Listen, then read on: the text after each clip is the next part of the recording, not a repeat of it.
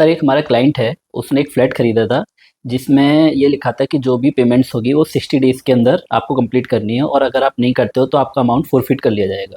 अब वो 50% तो अमाउंट पे कर चुका है, most of the 50 lakh rupees. अब वो आगे उसका बैंक लोन नहीं हो पाया, जिसकी वजह से सर वो जो भी ट्रांज़ैक्शन था वो विदिन ड्यूरेशन नहीं कर पाया। तो क्या सर उसका जो पूरा अमाउंट है वो फ़ॉरफ़िट करा करा जा सकता है सर? देखिए एक जजमेंट देखिए, फतेह चंद वर्सेस बालकिशन दास 1963 की बहुत landmark judgment honourable Supreme Court of India की।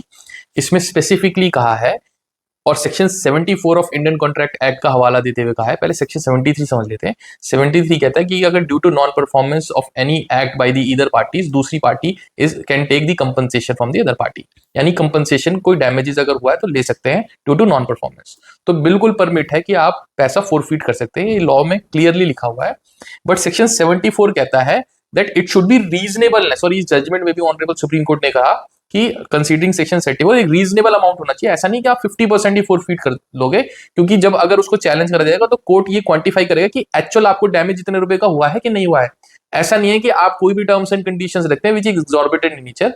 और कई लैंडमार्क जजमेंट आई हुई है जो ऑनरेबल सुप्रीम कोर्ट की हैं, जिसमें ये कहा गया है कि बिल्डर के केस में भी लिख देते 30% अर्नेस्ट मनी, 40% अर्नेस्ट मनी और फोरफीट कर लेगा। नहीं, दी रीजनेबलनेस आज के समय में अगर इक्विटी, रैशनलिज्म और नेचुरल लॉ जस्टिस देखे तो 10% होता है, which shall be treated as earnest money, advance money. और उसी को जो है अगर आप फोरफीट करते हैं तो वो इक्विटेबल और जस्ट है in the eyes of law. कोई भी एग्जॉर्बिटेंट अमाउंट आप 50% अगर कर लेते हैं तो which is not wrong, which is wrong. और ये जो है बालकिशन वाली जजमेंट में ऑनरेबल 1963 में ऑनरेबल सुप्रीम कोर्ट ने क्लियर करा, और आज तक सस्टेन कर रही है वो जजमेंट, और बहुत ही लैंडमार्क जजमेंट थी। तो इसका shelter under section 74 Indian contract act को पढ़ के जो है लिया जा सकता है।